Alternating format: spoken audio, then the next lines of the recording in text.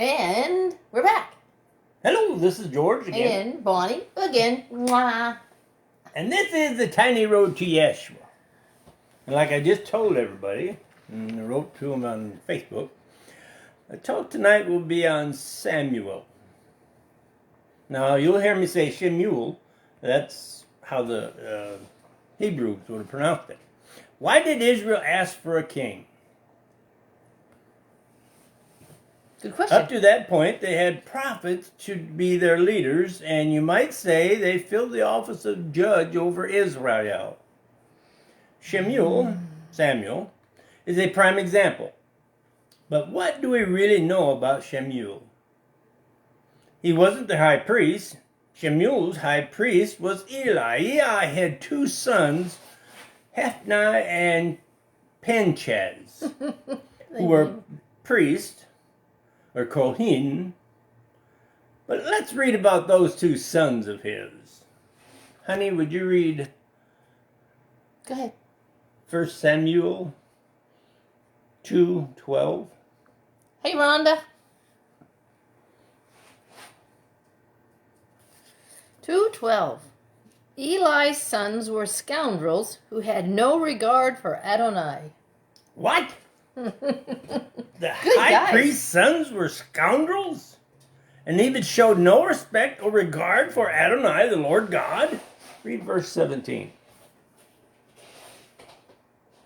The sin of these young men were very serious in Adonai's view, because they treated offerings made to Adonai with contempt. The sin those two were doing was very serious in Adonai's view. That would make it real serious. Now, what was so bad? They would have their servants take a fork and, verses 14 through 16. He would stick it in the pan, kettle, cauldron, or pot, and the Kohen would take for himself whatever the fork brought up. This is how they dealt with all the people of Israel who came there to Shiloh. The Kohen's servants would actually come before the fat had burned to smoke and say to the man who was sacrificing, "Give the Kohen meat that he can roast, because he doesn't want your meat stewed but raw." Through 16, right? Yes. If the man answered, "First let the fat burn to smoke, then take as much as you want," he would say, "No, give it to me now, or I'll take it by force." In other words, they may have been preachers or priests, but they treated the offerings made to Adonai with contempt. What's the big deal? Maybe they had to do that to get their 50,000 seat auditorium paid for. How about that $1 million private jet paid off? Or that $2 million house to live in? Now, what does the writing say in verse 12? Eli's sons were scoundrels who had no regard for Adonai. They were called scoundrels. Yeah. What would you call preachers, priests, rabbis, or teachers today who refuse to even call Yeshua by his Hebrew name? But, like Hophni and Phinehas, who were priests of those days, you might say they are acting pretty much with the same kind of contempt, I would say. We can hear those, and maybe even you saying, "How dare you say that about those preachers? Why they are even on TV, wrote hundreds of books, and maybe even sang songs to a fake name." Well, in Adonai, the Lord God's eyes, a scoundrel is a scoundrel. It doesn't matter what channel your favorite preacher might be on, or if he wrote hundreds of books, or even 1,000 songs about any made-up name. If it's a made-up name, even one that's only 389 years old, remember, a scoundrel is still a scoundrel. Samuel's mother, was Hannah. and who was a wife of Elkan. Elkanah, Elkan.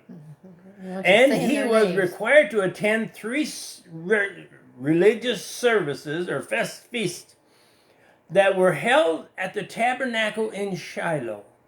In case you're wondering, the three were the Passover, the Feast of Weeks, and the Feast of the Tabernacle.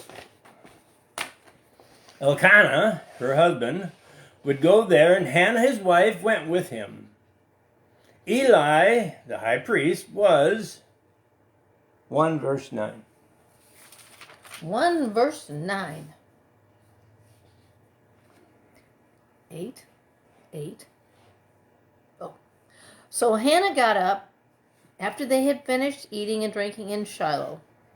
Eli the Kohen was sitting in his seat by the doorpost at the temple of Adonai. See, Adonai, or Eli, he was watching Hannah, Elkanah's wife. And he was getting the wrong impression. 10 through 19. In deep depression, she prayed to Adonai and cried. Then she took a vow and said, Adonai Tezrat, if you will notice how humiliated your servant is, if you will remember me and not forget your servant, but will give your servant a male child, then I will give him to Adonai for as long as he lives, and no razor will ever come on his head. She prayed for a long time before Adonai, and as she did so, Eli was watching her mouth.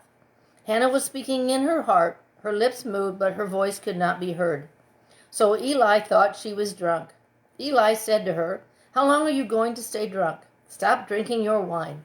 But Hannah answered, No, my lord, I am a very unhappy woman. I have not drunk either wine or other strong liquor. Rather, I am pouring out my soul before Adonai. Don't think of your servant as a worthless woman, because I am speaking from the depths of my distress and anger. Then Eli replied, Go in peace. May the God of Israel grant you what you've asked of him. She replied, May your servant find favor in your sight. So the woman went her way, and she ate, and her face was no longer sad. They got up early the next morning and worshipped before Adonai, then returned and came to their house in Ramah. Elkanah had sexual relations with Hannah, his wife, and Adonai remembered her. Wow! She was praying silently. Her mouth was moving, but no words are coming out. Eli, the high priest, thinks she's drunk. Verse 14, again, please. Eli said to her, How long are you going to stay drunk? Stop drinking your wine. Excuse me. After she explained to the high priest, Eli, why she was so depressed and actually angry, Eli responded, Go in peace. May the God of Israel grant what you have asked him for. This may sound trivial, but the last part of verse 19 in the Complete Jewish Bible says, Elkanah had sexual relations with Hannah, his wife, and Adonai remembered her. For some reason, I started wondering, how do the other translations put that normal husband and wife activity? One states they had a relationship. One says he lay with Hannah. Then how about they came together? And then there is, they knew each other. It seems the translations try every way they can to, you might say, to powder puff what a husband and wife are supposed to enjoy while and through their marriage. I was just a sidekick. Let's hear what Shaul, or Paul, wrote to the church of Corinth in 1 Corinthians 7, 2 through 7.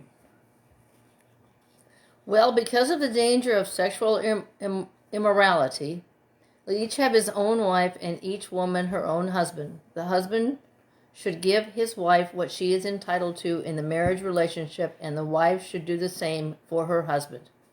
The wife is not in charge of her own body, but her husband is. Likewise, the husband is not in charge of his own body, but his wife is. Do not deprive each other, except for a limited time by mutual agreement, and then only so as to have extra time for prayer, but afterwards come together again. Otherwise, because of your lack of self-control, you may succumb to the adversary's temptation. I am giving you this suggestion not as a command. Actually, I wish everyone were like me, but each has his own gift from God. One this, another that. Think about what Shaul or Paul was writing. He stated, husbands and wives, don't deprive each other. If you do, do it by only a mutual agreement and only for a limited time. People may ask, why?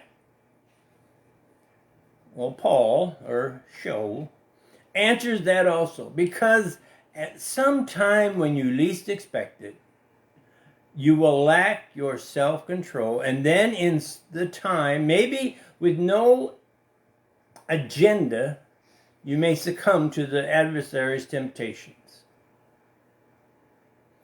Back to Samuel.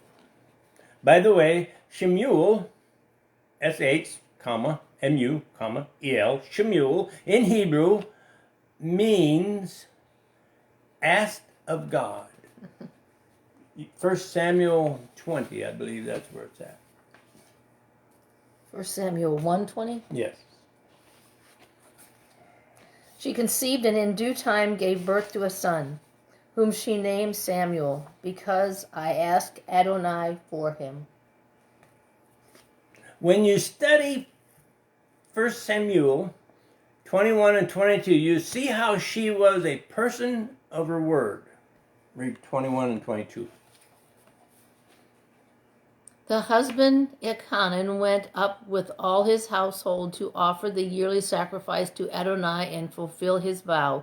But Hannah did not go up, explaining to her husband, not till the child has been weaned, then I will bring him so he can appear before Adonai and live there forever.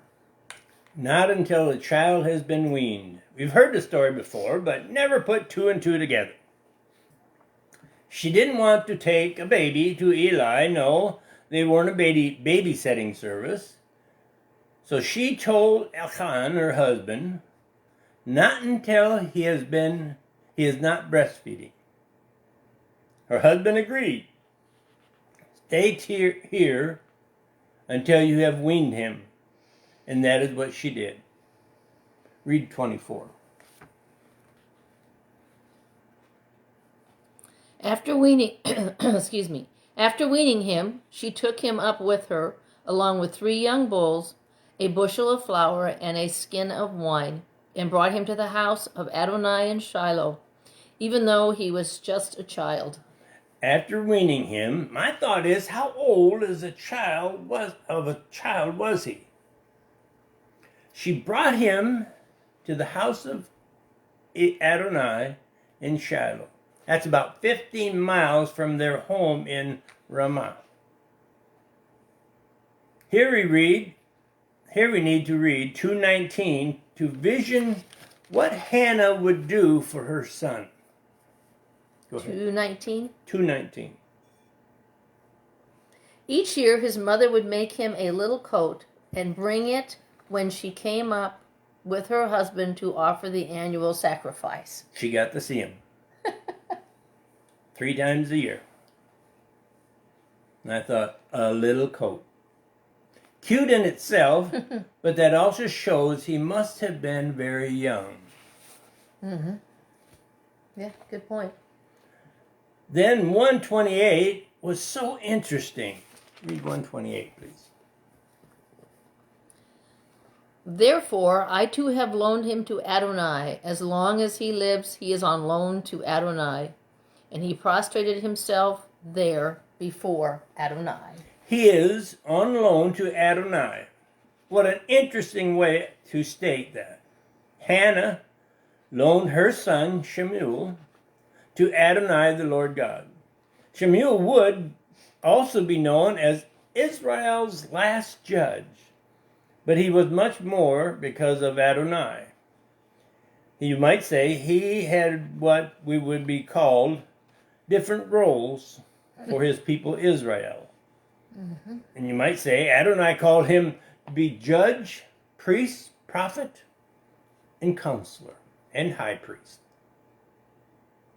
He was a judge of Israel when it was a theocracy, being led by God. And he was there when they went to a country who wanted a monarchy, led by a king. Samuel stayed with Eli the high priest, yet because of Eli's son's sins, what they were committing, 2:25, please. 2:25. If a person commits a sin against another person, the judge can mediate between them. But if a person commits a sin against Adonai, who can intercede for him? However, they wouldn't pay attention to what their father said because Adonai had decided to kill them.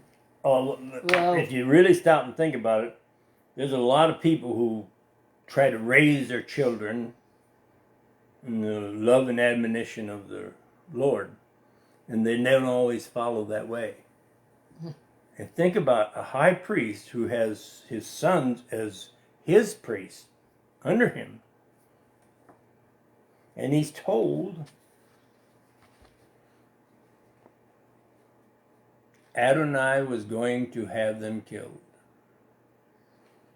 Here is what Eli is told by a man of God. Now, when I read that, now that comes in 2:27-29. But you got to think about what she's going to read. A man from God goes to the high priest, who is, you might say, the boss of Israel right now. He's the high priest. He makes the rules. And the man of God is told, go tell him something. He had to have... right. Mm-hmm. Okay, I'll do it. And she's going to read 27-29. A man of God came to Eli and told him, "Here is what Adonai says. Didn't I reveal myself to your ancestors' clan when they were in Egypt, serving as slaves in Pharaoh's household? Didn't I choose him out of all the tribes of Israel to be my Kohen? Go up to my altar, burn incense, and wear a ritual vest in my presence. Didn't I assign to your ancestors' clan all the offering of the people of Israel made by fire?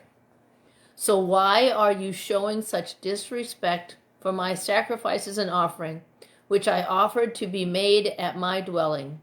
Why do you show more honor to your sons than to me, making yourselves fat with the choicest parts of all the offering of Israel, my people?"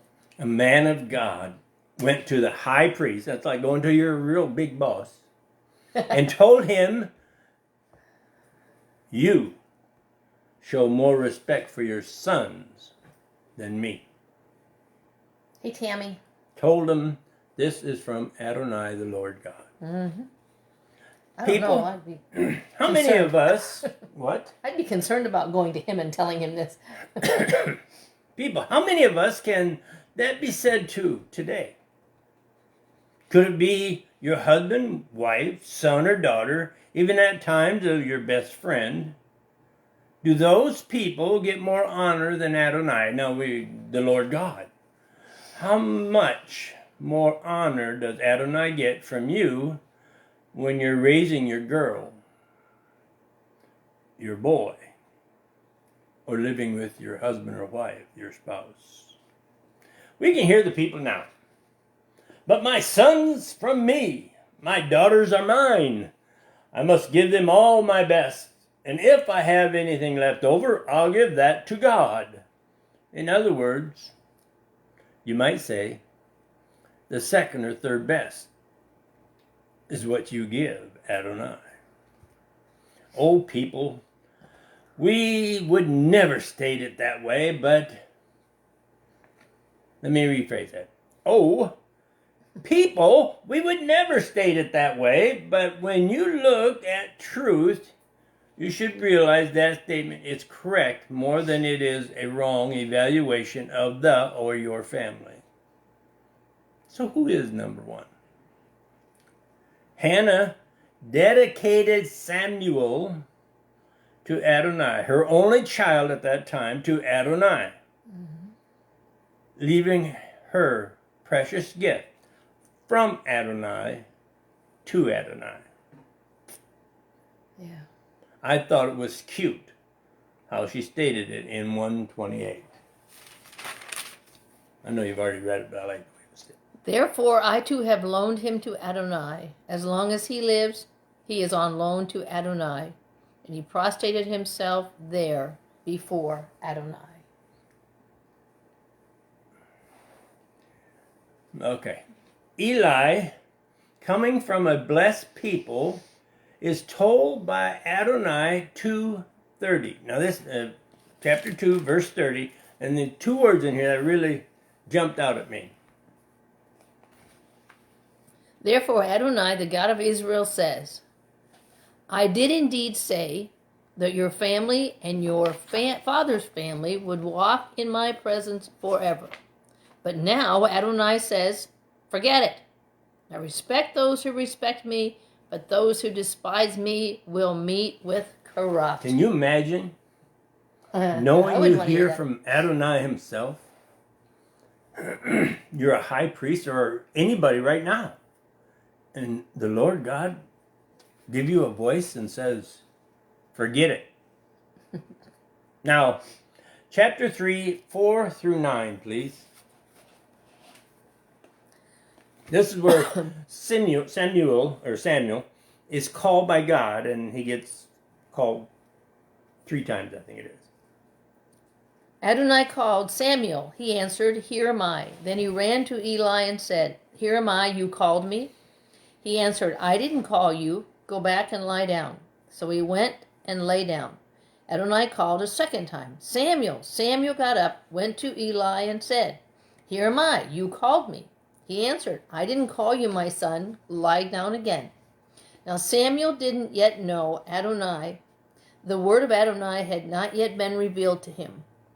Adonai called Samuel again the third time. He got up and went to Eli and said, Here am I, you called me. At last Eli realized that it was Adonai calling the child. So Eli said to Samuel, Go and lie down. If you are called again, say, Speak, Adonai, your servant is listening. Samuel went and laid down in his place. Now, we've all heard that part of the story. Then Adonai explains to Samuel, why he was executing judgment against Eli, the high priest, the one he's been following. Not only him, but his family. Read 10 through 13. Adonai came and stood, then spoke as at the other times, Samuel, Samuel. Then Samuel said, Speak, your servant is listening. Adonai said to Samuel, Look, I am going to do something in Israel that will make both ears of anyone who hears about it tingle. On that day I will do against Eli everything I have said with regard to his family from the beginning to the end. For I have told him that I will execute judgment against his family forever, because of his wickedness in not rebuking his sons, even though he knew that they had brought a curse on themselves. Now Samuel was looking at Eli as the high priest. He's something special. But Samuel was afraid to tell Eli what Adonai had told him. 14 through 17. Therefore I have sworn to the family of Eli that the wickedness of Eli's family will never be atoned for by any sacrifice or offering. Samuel lay there until morning. Then he opened the doors of the house of Adonai, and Samuel was afraid to tell Eli the vision. Then Eli called Samuel. Samuel, my son, he answered, Here am I. Eli said, What did he say to you? Please don't hide it from me. May God do whatever he said or worse if you hide anything if you hide from me anything he said. How far am I going? Through 17. Okay, that's where I stopped. I thought it was. And Eli, the high priest, wants to know what Adonai says. Eli says, don't hide anything from me. May God do whatever he said, and worse, if you hide anything he said to you. So, Samuel told Eli, verse 18. So Samuel told him every word and hid nothing. Eli replied, "It is Adonai, let him do what seems good to him." You might want to take a drink. The next one's a long well.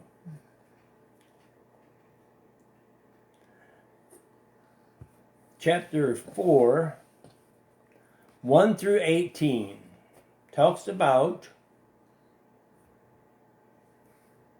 I guess I have you read that first. Okay. So the word of Samuel came to all Israel. Israel went out to fight against the Philistines, setting up camp at Even-ezer, while the Philistines camped in Aphek. The Philistines drew up in battle formation against Israel. The battle was fierce, and Israel was beaten by the Philistines. They killed about 4,000 soldiers on the battlefield. When the army had returned to camp, the leaders of Israel asked, "Why has Adonai defeated us today before the Philistines? Let's bring the ark for the covenant of Adonai from Shiloh to us, so that he will come along with us and save us from our enemies." So the people sent to Shiloh and brought from there the ark of the covenant of Adonai Tezerot, who is present above the Cherubim. The two sons of Eli, Hophni and Pinchas, were there with the ark of the covenant of God. When the ark of the covenant of Adonai entered the camp, all Israel gave a mighty shout that resounded through the land. On hearing the shout, the Philistines asked, "What does this great shout in the Hebrew camp mean?" Then they realized that the ark of Adonai had arrived in the camp, and the Philistines became afraid. They said, "God has entered the camp, we're lost. There's no such thing yesterday or the day before, we're lost. Who will rescue us from the power of these mighty gods? These are the gods that completely overthrew the Egyptians in the desert. Be strong and behave like men, you Philistines, so you won't become slaves to the Hebrews as they have been to you. Behave like men and fight." The Philistines fought. Israel was defeated, and every man fled to his tent. It was a terrible slaughter. 30,000 of Israel's foot soldiers fell. Moreover, the ark of God was captured, and the two sons of Eli, Hophni and Pinchas, died. One of the soldiers, a man from Beth-Yemen, ran and came to Shiloh that same day with his clothes torn and earth on his head as a sign of mourning. As he arrived, Eli was sitting on the seat by the road watching, because he was trembling with anxiety over the ark of God. When the man entered the city and told the news, the whole city began crying out. On hearing the cries, Eli asked, "What does this uproar mean?" So the man hurried, came to Eli, and told him. Eli was 98 years old, and his gaze was fixed because he was blind. The man said to Eli, "I am the soldier that came. I escaped today from the battlefield." He asked, "How did things go, my son?" The one who had come with the news answered, "Israel fled before the Philistines, and there was a terrible slaughter among the people. Your two sons, Hophni and Pinchas, are dead, and the ark of God was captured." As soon as he mentioned what had happened with the ark, Eli fell backward off his seat next to the gate, broke his neck, and died. He was an old man and heavy. He had judged Israel for 40 years. Now, 4:1 through Interesting 18, story. pardon? Interesting story. Talks about the battle with the Philistines and how the two sons of Eli died. Israel lost the ark of God, and even how Eli died. A heavy man fell off his seat next to the gate, broke his neck, and died. he judged Israel for 40 years. Now that meant the ark of God. It seems that Eli's sons tried to use the ark as a good luck charm during battle. That's what it looked like. They weren't told to take it there. Was captured and brought to the Philistine town of Ashdod. But they put the ark of God next to the Philistine god Dagon. In the temple they built to Dagon. Then something interesting happened. Read chapter 5. You better take a drink. It's a long one. I did. The Philistines had captured the ark of God and brought it to Ebenezer, to Ashdod. Then the Philistine took the ark of God, brought it to the temple of Dagon, and set it next to Dagon. But early the next morning, when the people of Ashdod got up, there was Dagon, fallen down on his face to the ground before the ark of Adonai. They took Dagon and set him in his place again, but early the following morning when they got up, Dagon was again fallen down on his face to the ground before the ark of Adonai. This time the head of Dagon and both hands lay there severed. On the threshold, all that was left was Dagon, was his torso. This is why, to this day, the priests of Dagon and those entering the temples never walk on the thresholds of Dagon in Ashdod. Adonai began oppressing the people of Ashdod. He ravaged them, striking Ashdod and its surrounding area with tumors. When the people of Ashdod came to understand what was happening, they said, "The ark of God of Israel can't remain with us because he is oppressing us and our god Dagon." They summoned all the leaders of the Philistines and asked, "What are we to do with the ark of the God of Israel?" They answered, "Have the ark of the God of Israel carried to Gat." So they carried the ark of God of Israel to Gat. But after it arrived there, Adonai oppressed that city, causing terrible panic. He struck the people of the city, great and small alike. Tumors broke out on them. Next, they sent the ark of God to Ekron. But when the ark of God arrived in Ekron, the Ekronian shouted, "Now they brought the ark of God of Israel to us to kill us and our people." So they summoned all the leaders of the Philistines and said, "Send the ark of God of Israel away. Let us go back to its own place so that it won't kill us or our people," because death and panic persuaded the whole city. God's oppression is very heavy there. The people who didn't die were struck with tumors, and the city cries for help reached the sky. No. Like Eli's sons, Hophni and Phinehas, it looked like the Philistines, they wanted to set up a trophy that they captured the ark of God of Israel. Maybe they thought that it would be a good luck charm, like Eli's two sons. But instead, it gave them the knowledge of how powerful Adonai is, and at the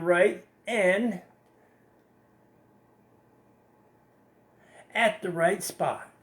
We find out that the Philistines in chapter 6 put the ark of God in a cart, so they made 5 golden models of tumors and 5 golden rats to represent the tumors of people God that she read about, and the rats who brought about illness to their leaders and their people. The Philistines put the Philistines put the ark in a cart, being pulled by 2 cows, it says. And they sent the cows out, but followed them. They went to the border of Beit Shemesh. The Philistines went home, but the cows entered the field of Joshua from the Beit Shemesh and stood by this large rock. 6:15.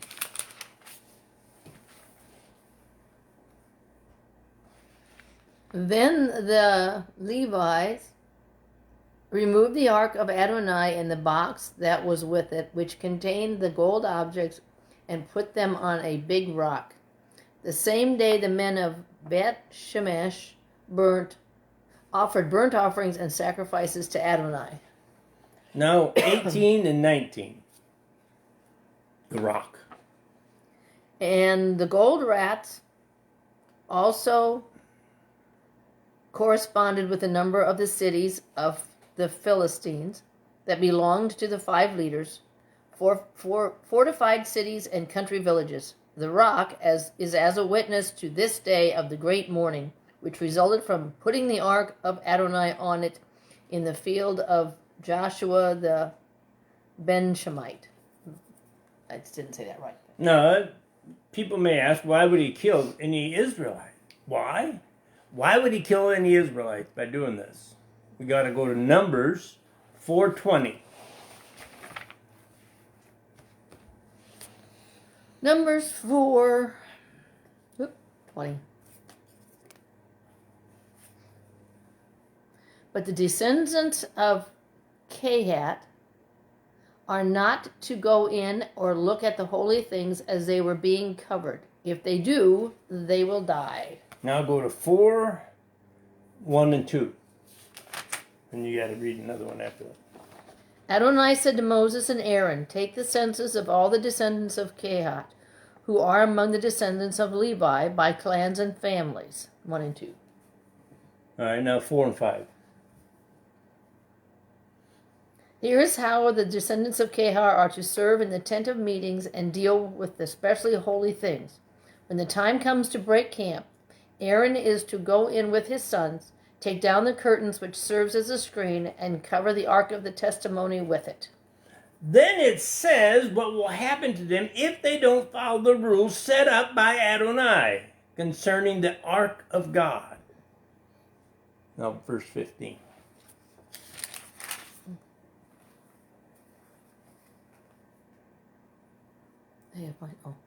When Aaron and his sons have finished covering the holy furnishings and all the holy utensils, when the camp is about to move forward, then the descendants of Kehat are to come and carry them. But they are not to touch the holy things so that they won't die. These things are the responsibilities of the descendants of Kehat in the tent of meeting. See, they touched the ark. In Samuel, the disobedience, caused Adonai to carry out his promise. Now, some might say, what tragic, that's tragic to kill those people. Maybe they didn't know the rules. Someone may not have told the rules to the next generation. So that's awful. So whose fault is it when the rules are not passed to your children, your family, your generation, to society? And through centuries, the people in charge change the rules. So it's more favorable to that generation. Your leaders. Go along with it. And it becomes your truth. Maybe for 389 years of mistranslations until you touched the wrong object in the wrong spot. Or worship the wrong name of the Son. Who will you try to blame then? We've been trying to get you to understand that. Could you be the ones like Bet Shemesh, get rid of the ark and send it somewhere else because you didn't follow the God's rules? 1 Samuel 6:21 through 7:1. It's only a few. 6:21 through 7:1. Okay. They sent messengers to the people living in Kiryat Yemen with this message: the Philistines have returned the ark of Adonai. Come down and bring it back with you. So the men of that city came and brought back the ark of Adonai. They took it to the home Abinadab's. Thank you, on the hill, and appointed his son Eleazar to guard the ark of Adonai. The people from Beit Shemesh sent the ark of God to Kiriath Jearim. The men of that place took the ark to Abinadab's house on the hill, where his son Eleazar was to guard the ark of Adonai. That was his job. It stayed there for 20 years. That bit of information is found in 7:2.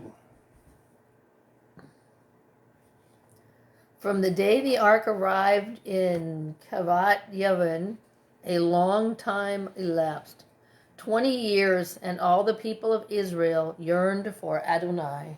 In 1 Samuel 7:5 and 6, we see Samuel begins being Israel's judge. 5 and 6. Samuel said, "Gather all Israel to Mitzvah, and I will pray for you to Adonai." So they gathered together in Mitzvah, drew water, and poured it out before Adonai, fasted that day, and said there, "We have sinned against Adonai." Samuel began serving as judge over the people of Israel at Mitzvah. Now read 7:15. 7 through 15? No. Chapter 7, verse 15. Gotcha. Sorry about that.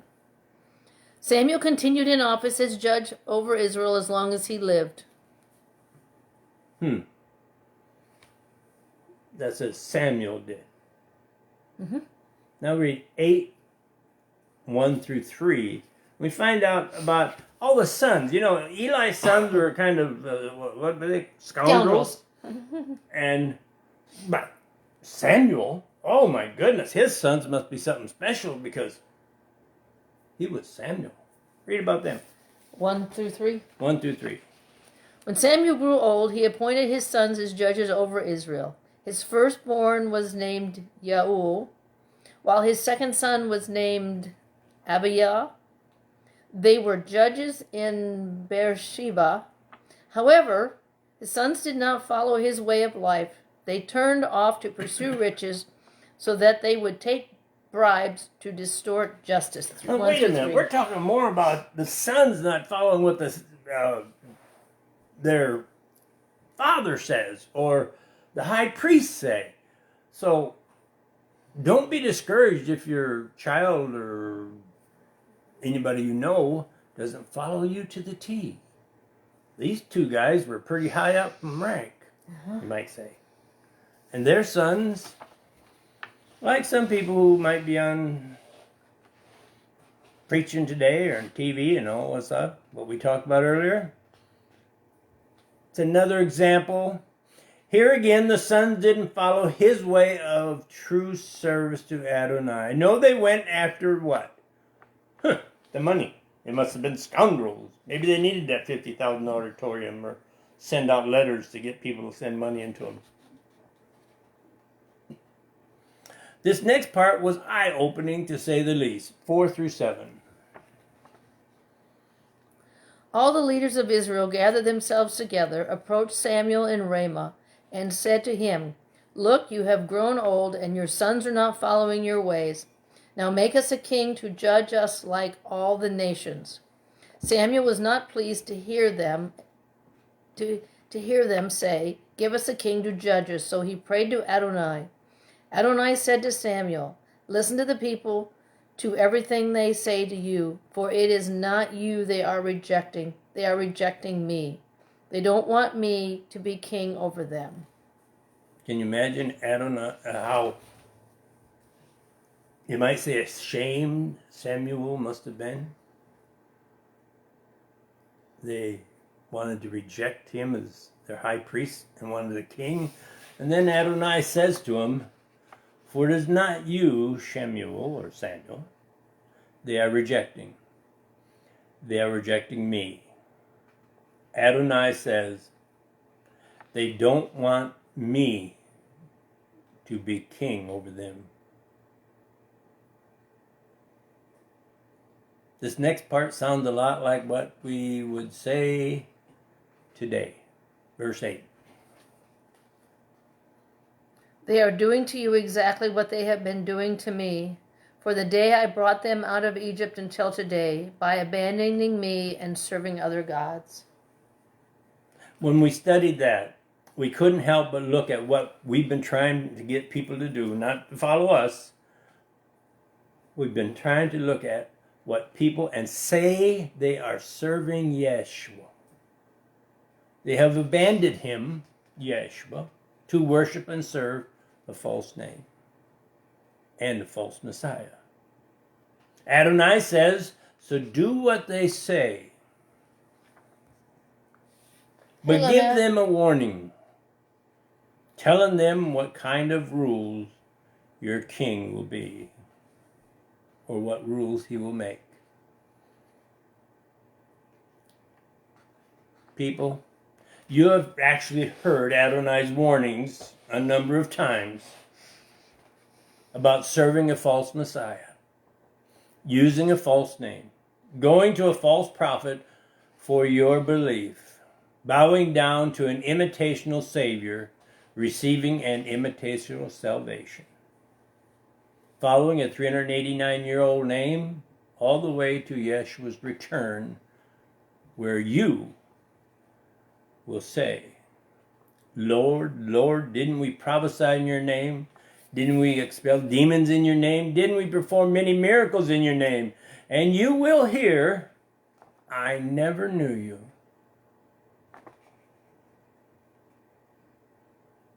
He might as well say, go to that large road with all the people you followed and those who followed the false Messiah, going to that huge gate. But don't believe us. No, I don't want you doing that. Don't believe us because we say so. You just might be like Samuel's sons and go your own way in life until this life ends. You take your last breath waiting for Yeshua, the Messiah's return on the last day, then life begins. Life could start tomorrow or 3 million years from now. No one knows when Yeshua will return. Or you can listen to a number of pretenders who make you believe they know. But be very careful for those wolves in sheep clothing. Yeshua stated, I am the way, the truth, and the life. We say, follow him and him only, or fall because of you and you only. It's your choice, so choose today. Yeshua or an imitation.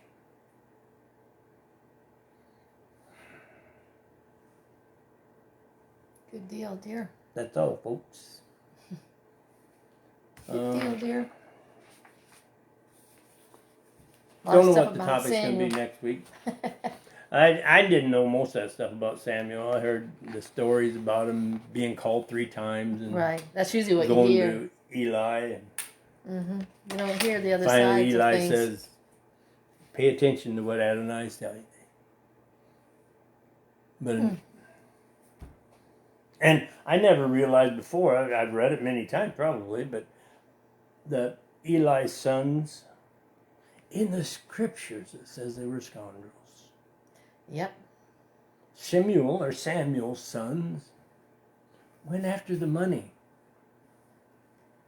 There's a lot of preachers and priests and teachers and rabbis and people who spread the word, well, you might say spread their word, to get you to understand them. And I don't want you understanding me. Nope. It's your job. It's your choice. It's your eternity. Pardon? It's your eternity. It's your eternity. Study. Tammy said, that was great. Thanks. Alrighty. God bless. Have a great See you weekend. next Tuesday. Have an awesome Thanksgiving, guys. We will see you next Tuesday. I'll tell you what's going to be next Tuesday, but I don't remember what it is. That's okay. You'll update him as the week goes on. Maybe. Maybe I'll Okay. keep you in the dark. Have a good week, guys. Bye.